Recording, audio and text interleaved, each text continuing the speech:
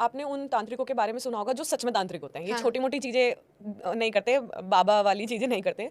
जो सच में तांत्रिक होते हैं ना, वो जैसे जगह जगह रह के चीज़ें सीख कर आते हैं। जैसे मैं किसी गुरु के पास जाऊँ जो तांत्रिक है, बढ़िया, मैं बोलूँगी मुझे तंत्र साधना सीखनी है, तो वो बोलेगा इतने साल बाद मेरे पास आना, इस जगह रह के आओ। अगर मुझे लगेगा कि तुम पूरी तरीके से परफेक्ट हो, मेरे शिष्य बनने लायक हो, तो ही मैं ये विद्या आपको सिखाऊंगा। तो वो अलग अलग शमशानों में रहेगा, शव खाएगा, चीज़ें करेगा, और कई साधना होती है, जैसे शव साधना हो गई। उसके लिए तांत्रिक बनने के लिए शव साधना और माँ काली की जागृति करनी बहुत ज़रूरी है। अपने आप को पकाना पड़ता है, मतलब भ्रम एकदम खत्म करना पड़ता है, डर भय पे जीतना होता है, अपनी इंद्रियों पे जीतना होता है बेसिकली।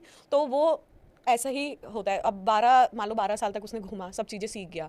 उसके बाद जब वो आता है तो उसको एक क्रिया के योगिनी तंत्र होता है। एक योगिनी तंत्र में क्या होता है, फीमेल्स होती हैं जो एक्टिविटी करती हैं योगिनी को लेके, जैसे माँ कामाख्या तंत्र होता है, उसमें से वो चीज़ें जागृत होकर आती हैं। मैंने एक बार देखा है उसको, उसकी एक आंख नहीं होती, बाल नहीं होते, और नग्न शरीर होता है। अच्छा, हाँ, और वो ना आपके ओरे को ना लिटरली लिक करता है। लिक करता है? हाँ, और मैंने ये चीज़ें फील की है जब मैं एक बार बहुत बीमार पड़ गई थी, तब शायद मेरे पे क्रिया हुई थी या जो भी हुआ था, बट वो बहुत ही ज़्यादा क्रीपी था। देखने में डरावना होता है? बहुत डरावना, मतलब इतना कि आप उसको हैंडल नहीं कर सकते अपनी जप शक्ति से।